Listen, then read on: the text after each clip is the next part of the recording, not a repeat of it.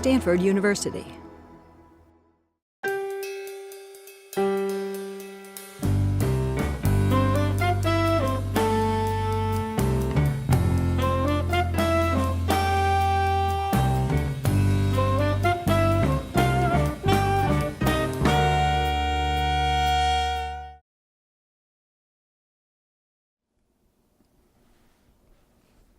This is Natalie Marine Street with the Stanford Historical Society's Oral History Program.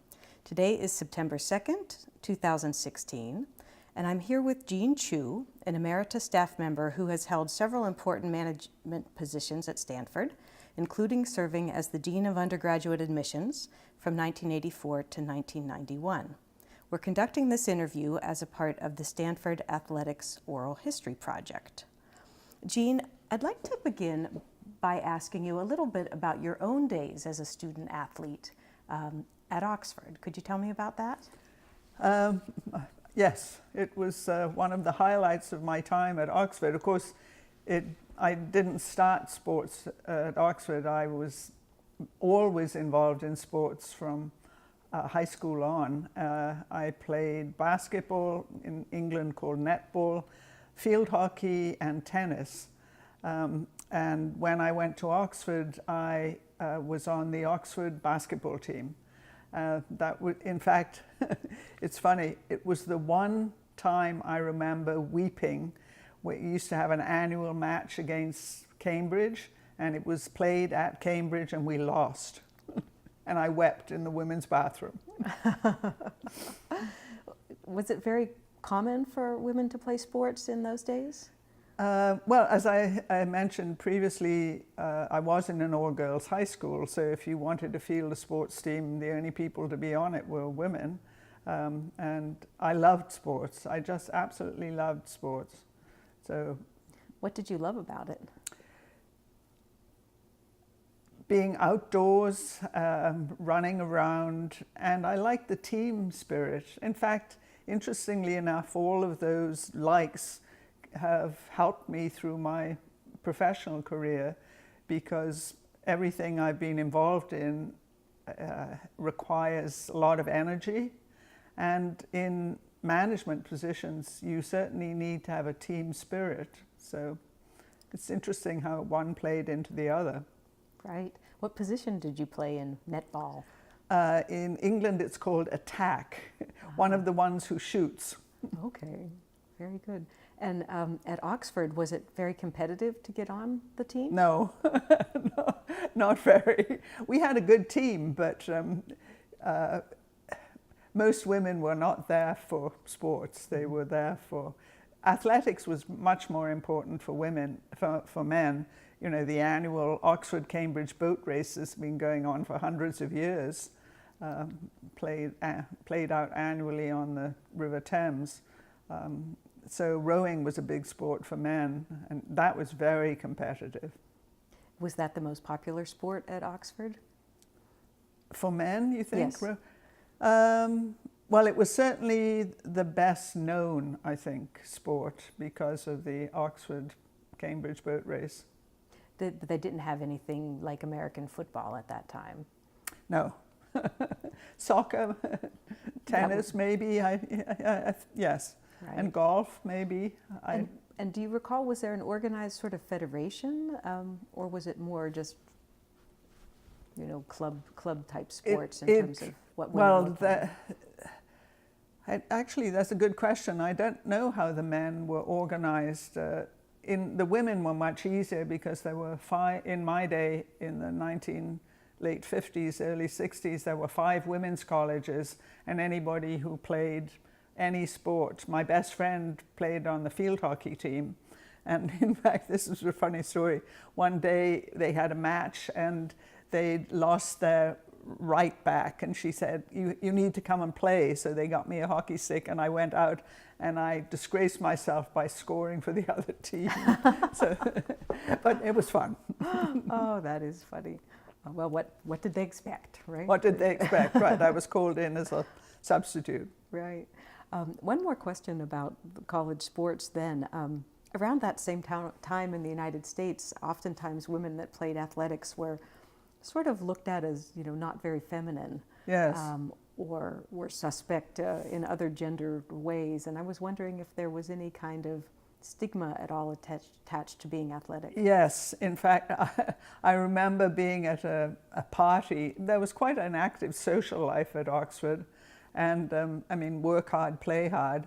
And I was at a party one night and talking to this man from one of the men's colleges, and it turned out I played netball for Oxford, and he shouted to his friends, "My God, a woman blew!" Well, they were awarded what are called half blues, women. But he was so shocked that here I was at a party and I looked reasonable and I was playing basketball for Oxford. Yeah. So one wonderful thing, when I was on the tennis team at school, my school was in London, and there was a huge incentive to get on the tennis team because any member of the tennis team got tickets to Wimbledon.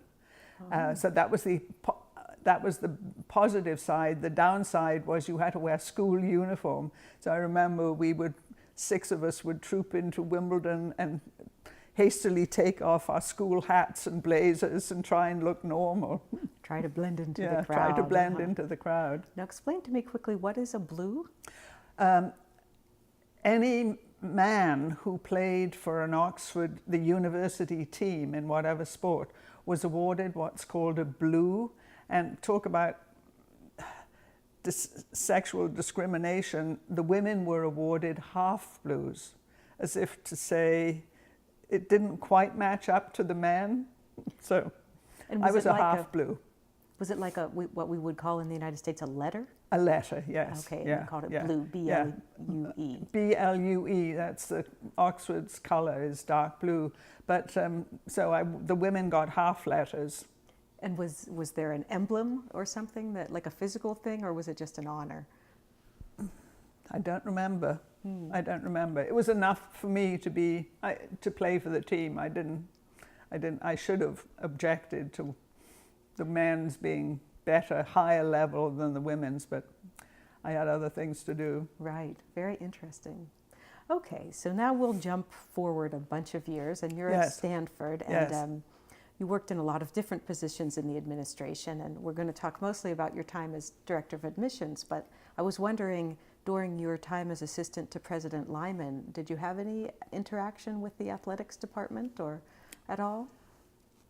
Only in that the Director of Athletics reported, I think officially reported to the Provost, but they would meet regularly with the President too. I mean, athletics, as you know, plays a huge role at Stanford. And I know you got a lot of, mail. The President would get a lot of mail, and you had to, take a look at it first and see what should be the priority. Were there things that were related to athletics in the mail that would come ever to your? I don't remember. I have a lot of anecdotes from when I was Dean of Admissions, so I don't remember anything particularly involving the President, except the President was always expected to go to the big game, the annual football game between Berkeley and Stanford, and it alternates location, Stanford to Berkeley, and the President always gave a lunch for the VIPs from Berkeley, and he was treated the same when he went to visit Berkeley for the big game. Oh, interesting. I imagine there would have been a lot of VIPs at that game on the Stanford side. Yes, there were, but I don't remember I ever went. I have been to the big game many times. I don't remember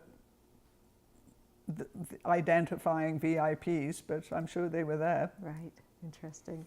Okay, so when you became Dean of Undergraduate Admissions, when did you first become aware that athletics was a sort of a special case? Immediately. Immediately. Stanford played in those days, this was 1984, played in what's called the Pac-10. It's now, I believe, the Pac-12. Haven't been very good at keeping up on all the developments. And one faculty member took me aside and said, I have to explain to you for your own sake what the Pac-10 is. So that was one kind of anecdote. The other kind of anecdote was I immediately got scuttlebutt from that the athletics coaches were incredibly worried that here was a woman, not only a woman, but a woman with a PhD in physics. Oh my God, what was she going to do to all the athletics teams? So there was a lot of anxiety. And one of the funny stories I heard, the coach of the football team in those days was Jack Elway, the father of the famous John Elway, the Stanford quarterback. And I heard this anecdote that he had come to meet with me and went back and reported to his coaches he'd had tea and crumpets with the Dean of Admissions. I mean, of course, it was totally untrue. We had a polite conversation. Anyway, that having been said in setting the scene, there was a shock that there was a woman who was an academic, unknown and British. How was I going to cope with this? I soon became apparent that these coaches were with almost, there's one exception which I'll come to, were extraordinarily dedicated to their jobs. And I had enormous respect for how they were willing to work at Stanford, where they knew they were going to have to worry about academic admission requirements and still field a winning team. In fact, one of the things Jack Elway said to me once when he was mad with me because I didn't admit a certain quarterback who went on to be a disaster in ways I won't go into, but he said, "It's my job to see my boys don't get beaten up on the field." And I said, "And it's my job to see they don't get beaten up in the classroom." And so there was this mutual respect. We were both very competitive and committed to our jobs, but we both had to defend what we were there to do. I'll give two other examples of my respect for coaches.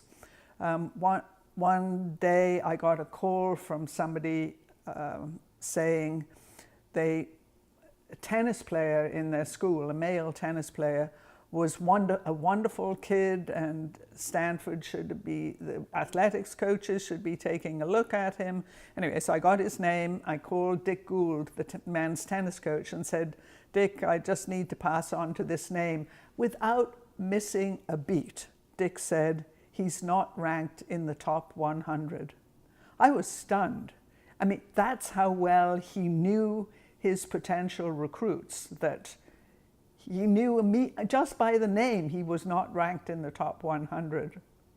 The other anecdote involves Tara Vanderveer. When Tara was hired as the women's basketball coach, I think it was 1985, around then, I was asked if I would meet with her to gently let her know what she was up against in coming to Stanford.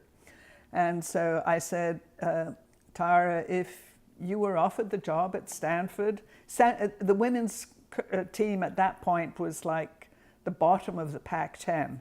I said, "If you were to take the job at Stanford, what would your goals be?" Again, without missing a beat. In the first 2 years, get to the middle of the Pac-10. Second 3 or 4 years, top of the Pac-10, go to the NCAA playoffs, and then win. And I said, "Oh, that's wonderful. What incredible set of goals." And I thought to myself, and dream on. She met every single goal she had set for herself. It was just astounding.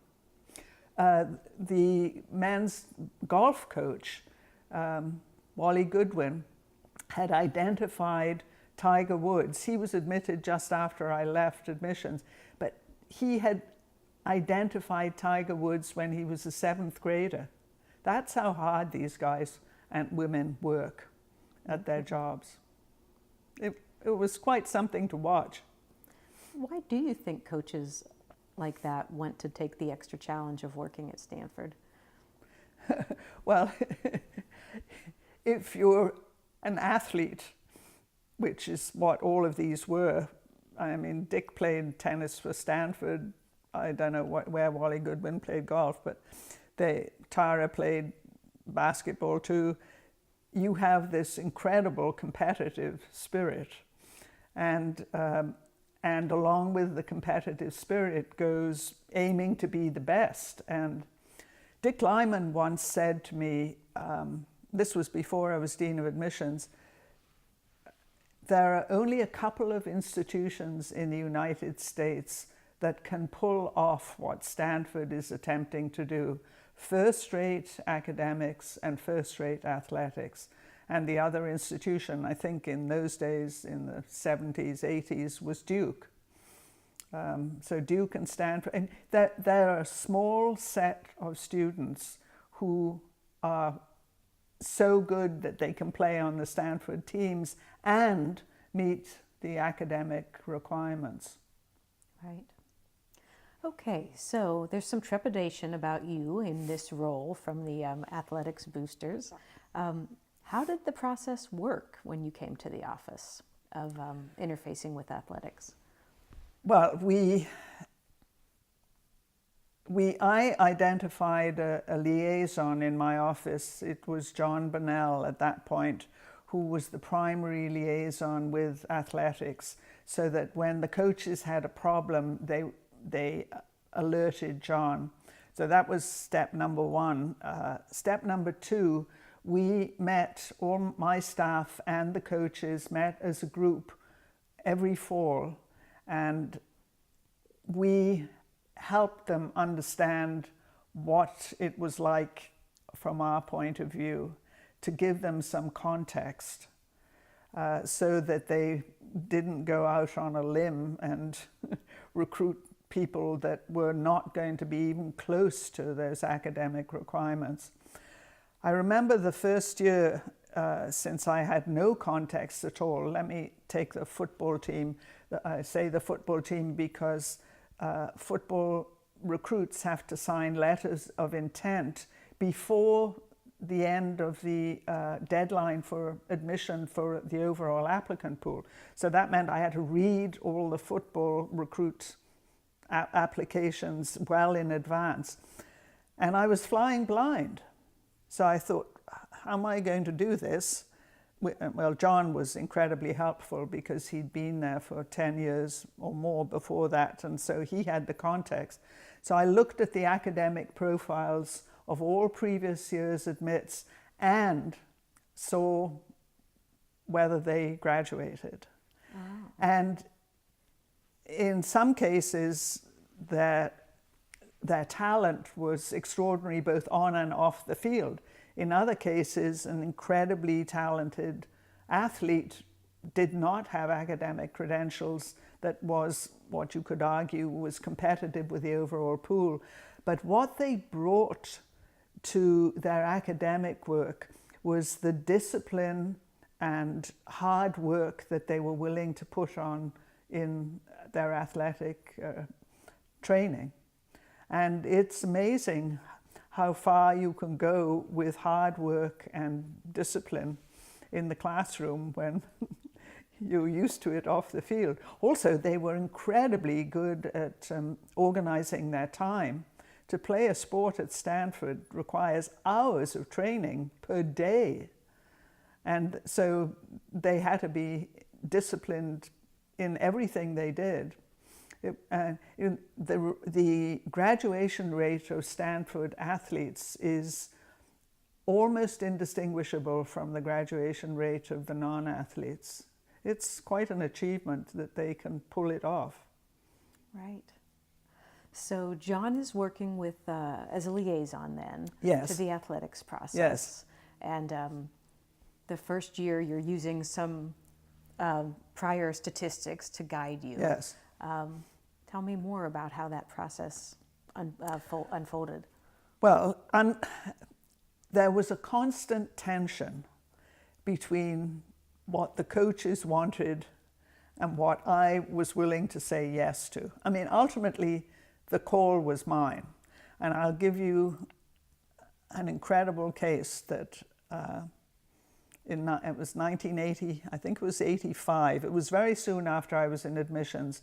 The men's basketball coach, he liked to be called Dr. Tom Davis, presented this recruit, a young black student from Reardon High School in San Francisco. His name was Chris Monk. I'm not violating any privacy because this was all reported in the San Francisco Chronicle, the San Francisco Examiner, San Jose Mercury, everything afterwards. Anyway, so Dr. Davis's request was this would be a catalyst for the men's basketball team. It would change the future of men's basketball at Stanford, and he was a must recruit. Well, I looked at the student's application and immediately had qualms. And I knew the call was going to be mine. I was the one who had to sign the letter, the acceptance letter. And so I consulted with a number of faculty who I knew were very involved in athletics. I brooded, I slept, I brooded some more, and eventually said, I'm sorry, we can't accept this student. Aftermath, Dr. Tom Davis resigned. I was hung, drawn, and quartered in the Bay Area press. It said things like, Fetter has now demolished the basketball team, football will be next. I mean, it was painful reading. I got a lot of alumni saying, you know, good for her, she did the right thing, our school would have been embarrassed, but boy, did I have to live through agony. Don Kennedy told me he got more letters of complaint about my decision with this young basketball player than he got about South African divestment. That's how strong the feelings run with alumni. That's incredible. It was a nightmare for me. I bet. So I'm trying to imagine a lot of other people in that situation and, you know, knowing that you were going to have to make this decision. And I mean, didn't you ever think, you know, what the heck? So I let him in. It's not going to be the end of the university. Didn't you ever think that? I didn't think that.